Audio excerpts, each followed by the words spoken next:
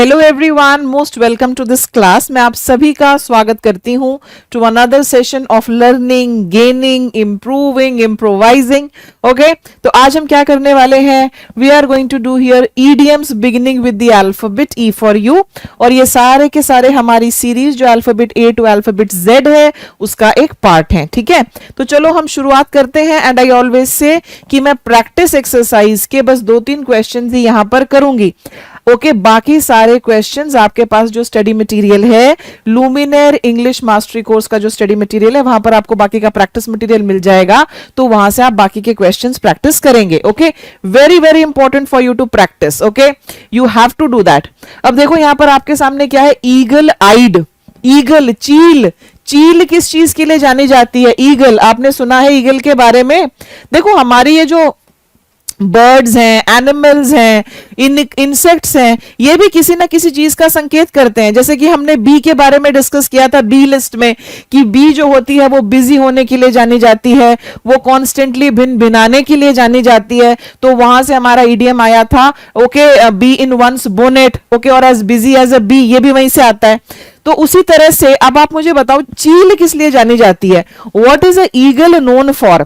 एक तो हम कहते हैं चील जैसी नजर, वो बहुत ऊपर ऊंचाई पर उड़ती है और वहीं से उसको उसका जो खाना है जमीन पर दिख जाता है।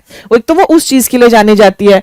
तो वहीं से आया हमारा चील जैसी नजर, ईगल आइड। ओके, यानी कि very very observant and very very sharp eyed, जिसकी बहुत तेज नजर होगी, ये उसके लिए यूज होगा बहुत तेज नजर वाला। और चील किस चीज के लिए जानी जाती है?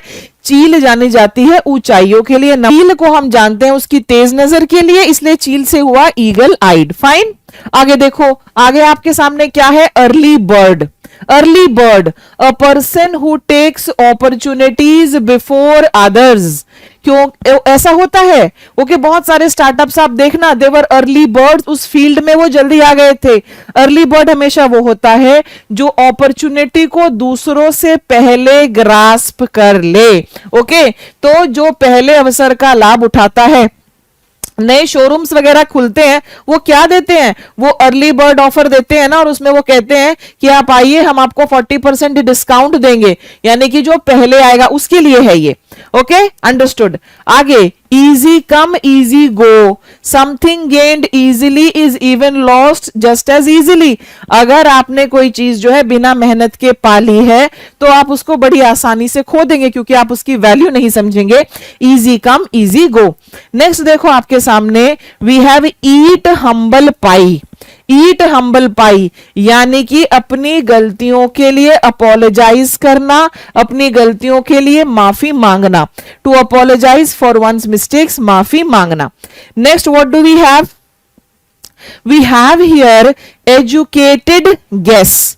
What is guess? What is guess? Guess होता है अंदाजा। ओके, सुनो, गेस का एक तो होता है वाइल्ड गेस, वाइल्ड गेस। एक होता है इट्स अ रफ गेस, और एक ये हमारा तीसरा वाला आ गया एजुकेटेड गेस। देखो, वाइल्ड गेस हमें कोई आइडिया नहीं है, फिर भी हम अंदाजा लगा रहे हैं, it's a wild guess. Okay, what is a rough guess? मोटा मोटा सा मैं अनुमान लगा रही हूं। एजुकेटेड गेस होता है बहुत सोच समझकर अंदाजा लगाना, सोच समझकर कैलकुलेट करना। तो a guess based on prior knowledge, logic etcetera. Okay, यहां पर मुझे याद आ रहा है ए लिस्ट का एक idiom, a ball park figure. Please tell me what is the meaning. Tell me. अब ये मत कहना मैम हमें नहीं आता, नहीं आता तो वापस जाकर रिवाइज करो। नेक्स्ट देखिए आपके सामने क्या है? नेक्स्ट है आपके सामने elbow room. What exactly is an elbow room? This is my elbow, this is my elbow. अगर मुझे इसको फैलाने की जगह मिल रही है, स्पेस मिल रहा है, एल्बो स्पेस, एल्बो रूम, इनका क्या मतलब होगा? इनका मतलब होगा enough space to move freely, खुलकर कार्य करने की जगह। My office provides elbow room for everyone, that is the meaning. Express condolences, to offer sympathy for someone's loss, सहानुभूति प्रकट करना, किसी की डेथ हो गई है, किसी का कोई नुकसान हो गया है, वहां पर we express condolences. He expressed condolences on my father's death. Okay, to express condolences. Next देखिए आपके सामने क्या है. नेक्स्ट है आपके सामने एम्प्टी प्रोमिसेस. ब्रेक करें इसको. एम्प्टी का मतलब क्या हुआ? एम्प्टी का मतलब हुआ खाली, खाली. और प्रोमिसेस का मतलब वादे. Okay, empty promises. What is empty promises? Please tell me now. आपके सामने है. अब मैंने वर्ड को बिल्कुल ब्रेक कर दिया. अगर मैं कह रही हूं कि किसी ने खाली वादे किए, खाली वादे क्या होगा भाई, जरा मुझे बताइए. खाली वादे तो यही हुआ ना कि उसका कोई इंटेंशन नहीं था उनको फुलफिल करने का. तो ये हुआ आपके खोखले वादे. खोखले वादे.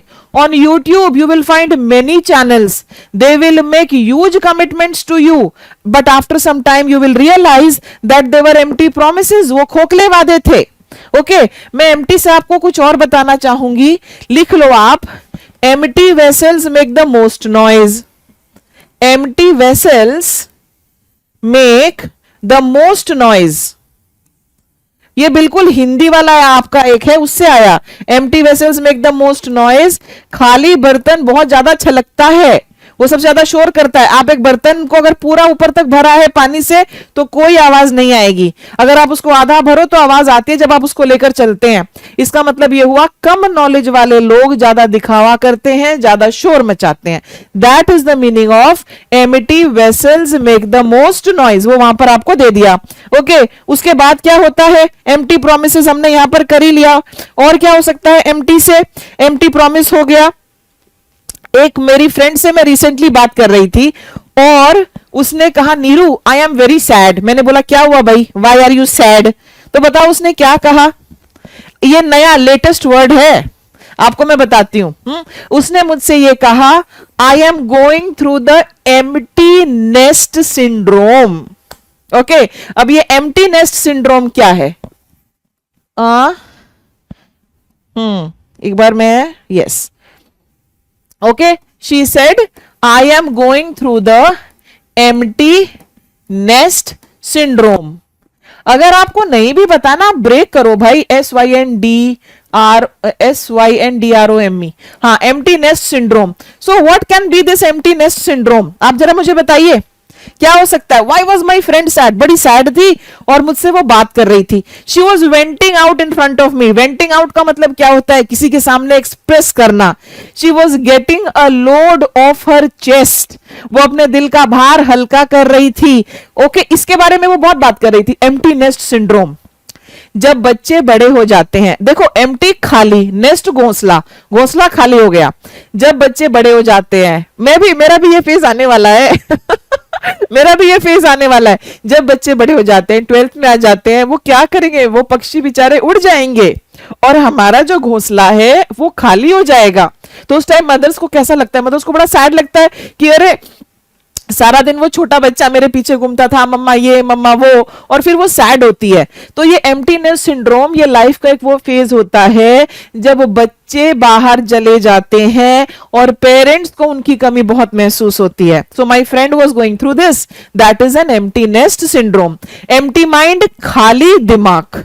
एम्प्टी माइंड भी लिख लो, वो होता है खाली दिमाग. तो ये एम्प्टी से कुछ इंपॉर्टेंट थे एग्जाम पॉइंट ऑफ व्यू से, मैंने आपको बताए. And in smoke.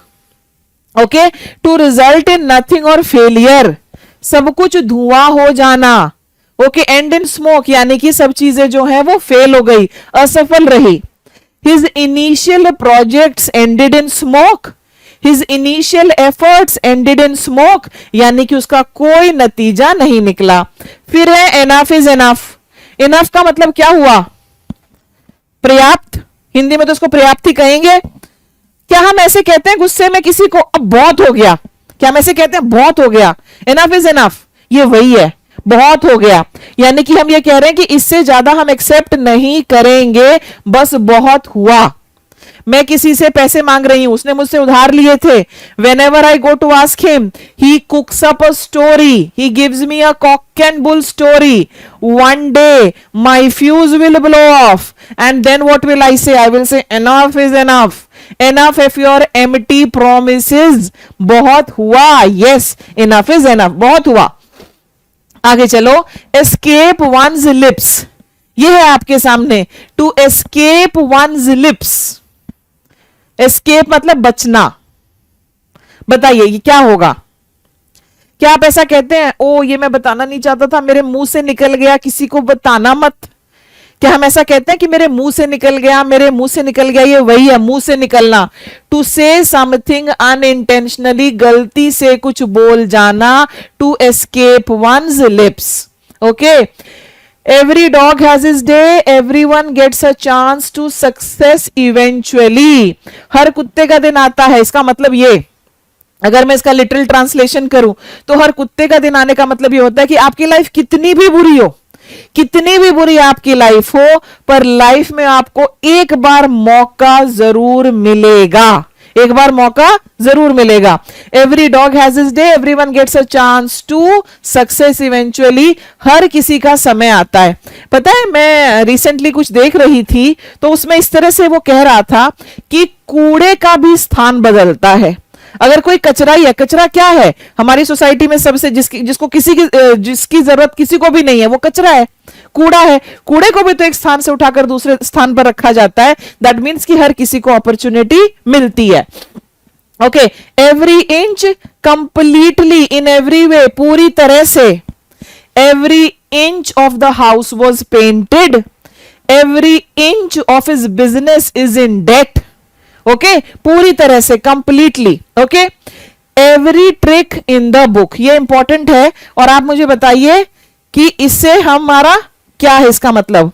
Okay, every trick in the book, क्या ये बाय हुक और बाय क्रुक, ठीक है, क्या ये उससे सिमिलर है, उससे मिलता जुलता है क्या ये? हमने बी लिस्ट में किया है बाय हुक और by crook. What is every trick in the book? हर संभव चाल। ट्रिक का मतलब क्या है? ट्रिक का मतलब तो चाल ही है ना, चलने वाली चाल नहीं, जालसाजी वाली चाल। जितनी भी आपको चालें आती हैं वो आपने वो सारी आजमा ली, वो सारी आजमा ली। मान लीजिए क्या क्या चालें होती, क्या क्या गंदे काम करते हैं लोग, रिश्वत देने की कोशिश करते हैं, कहीं से अप्रोच लगवाने की कोशिश करते हैं, डराने धमकाने की कोशिश करते हैं अपना काम निकलवाने के लिए। That is every trick in the book. Okay, using every possible method, fair और अनफेयर, हर चाल आजमाना।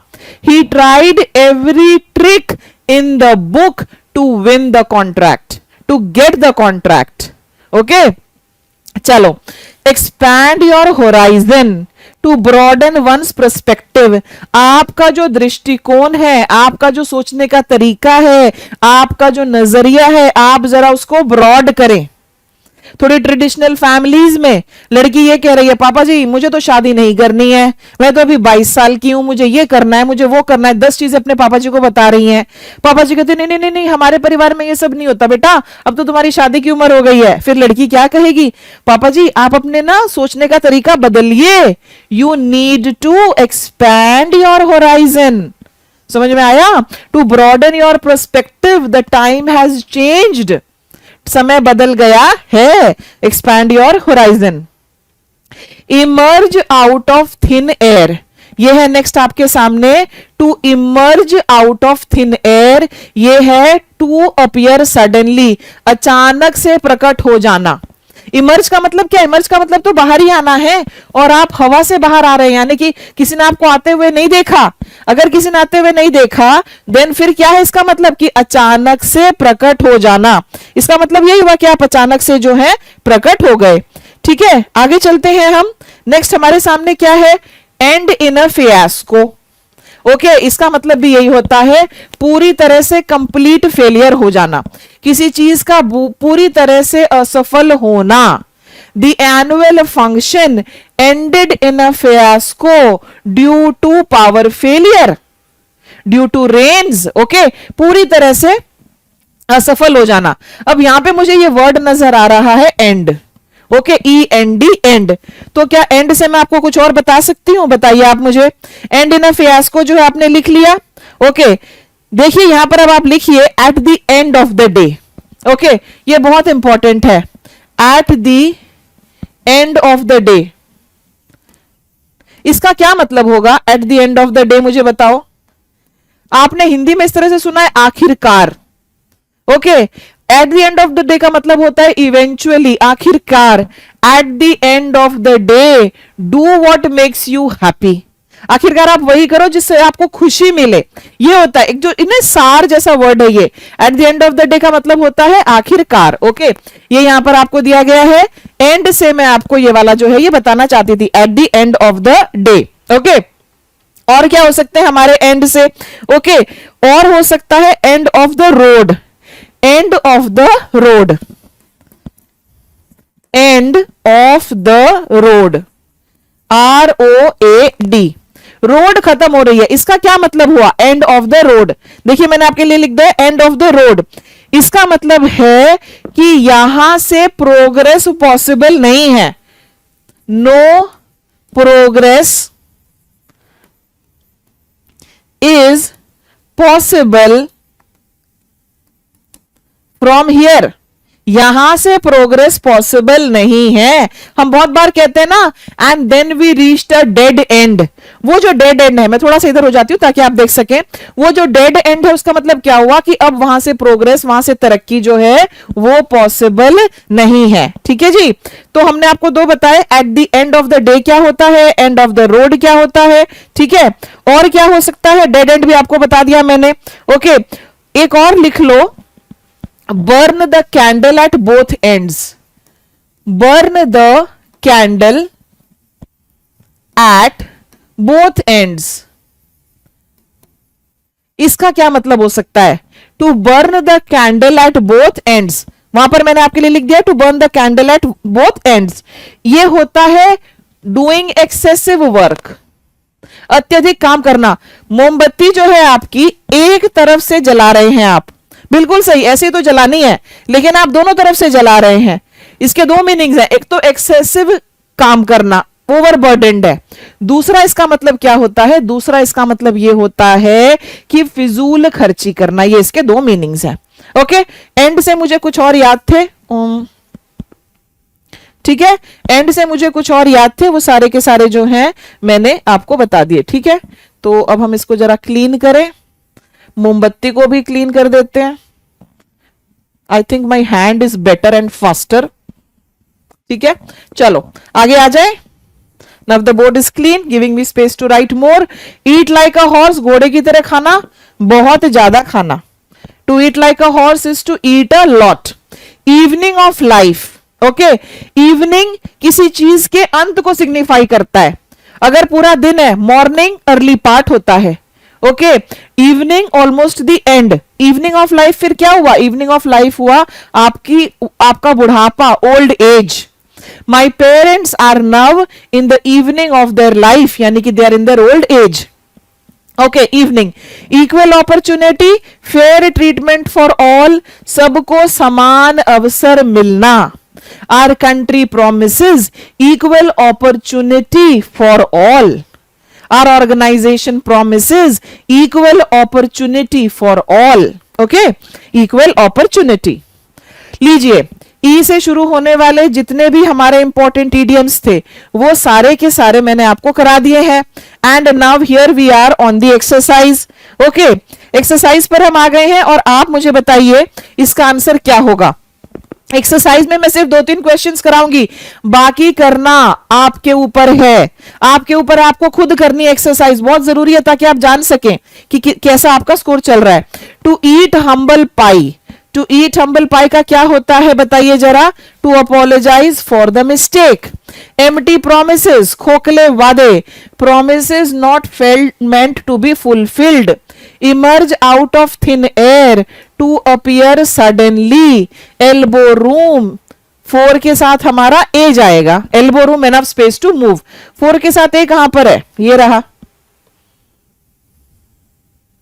यही है क्या बताइए। 1 सी के साथ जा रहा है, यस। एम्प्टी प्रोमिसेस, खोखले वादे, empty promises, promises not meant to be fulfilled, emerge out of thin air, yes, this is my answer, this is my answer. तो सबसे फर्स्ट क्वेश्चन मेरे फेवरेट टॉपिक मैचिंग पर, ओके। ये भी एक matching है पर ये थोड़ी डिफरेंट टाइप की मैचिंग है, क्योंकि आपके एग्जाम में ऐसी आ जाती है, ये मत बोलना मैम ये कहां से आ गया।